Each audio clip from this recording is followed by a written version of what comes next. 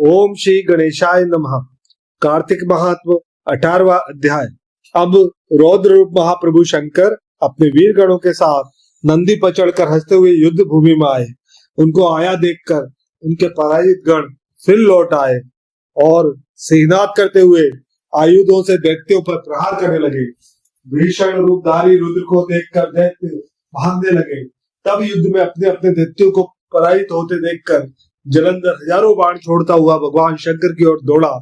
उसके शुभ निशुंभ आदि वीर विक्रोध से अपने होठों को काटते हुए शंकर जी की ओर दौड़े। इतने में शंकर जी ने जलंधर के सब बाण जालों को काट अपने गणों को निर्भय कर अपने अन्य बाणों की आंधी से दैत्यों को पीड़ित कर दिया। खड़गोरमा नामक दैत्य को अपने फरसे से मार डाला और बलाक का सिर काट दिया। धस्वर भी मारा गया और शिवगण किसी ने प्रचंड नामक दैत्य का सिर काट डाला। किसी को शिव जी के बैल ने मारा और कई बाणों द्वारा मारे गए। ये देखकर जलंधर अपने शुंभ निशुंभ आदि दैत्यों को भी धिक्कारने लगा और भयभीतों को धैर्य देने लगा। पर किसी प्रकार भी वो त्रस्त दैत्य दोबारा युद्ध भूमि में जाने को तैयार न हुए। दैत्य सेना ने पलायन शुरू कर दिया। तब महाक्रुद्ध जलंधर शिव जी को अपनी ओर ललकारने लगा। साथ ही उसने 70 बाण मारकर शिव जी को दग्ध कर दिया तथा और भी बहुत से बाणों का प्रहार किया। शिव जी उसके बाणों को काटते रहे, यहाँ तक कि उन्होंने जलंधर की ध्वजा, क्षेत्र और धनुष को भी काट दिया। फिर 7 बाण मारकर उसके शरीर में आघात पहुंचाया। धनुष के कट जाने से जलंधर ने प्रचंड बाण मारकर उनकी गदा के टुकड़े कर दिए। तब उसने समझा कि शिव मुझसे बलवान है, अतः उसने गंधर्वी माया उत्पन्न कर दी। अनेक गंधर्व अप्सराओं के गण पैदा हो गए। वीणा और मृदंग सहित आदि बाजों के साथ नृत्य व गान होने लगा।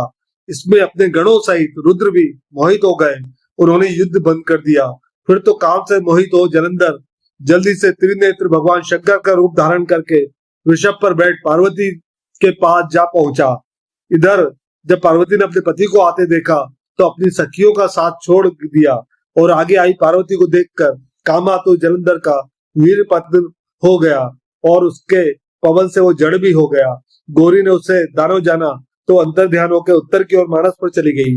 वहां पार्वती को देखकर जलंधर फिर शिव जी की ओर लौटा और इधर पार्वती जी ने भगवान विष्णु को बुलाकर दैत्य का वो कृत्य कहा और यह प्रश्न किया, क्या आप इससे अवगत है?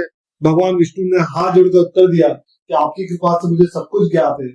हे माँ, जो आज्ञा हो पालन करूं। जगत माता ने विष्णु जी से कहा, उस दैत्य ने जो मार्ग खोला है उसका अनुसरण उचित है। मैं तुम्हें आज्ञा देती हूँ तुम जाकर उसकी स्त्री का पतिव्रत भ्रष्ट करो। वो दैत्य तभी मरेगा। पार्वती जी की आज्ञा पाते ही भगवान विष्णु माँ की आज्ञा शिरोधाय कर छल करने के लिए जलंधर के नगर की ओर गए। जय माता आपकी।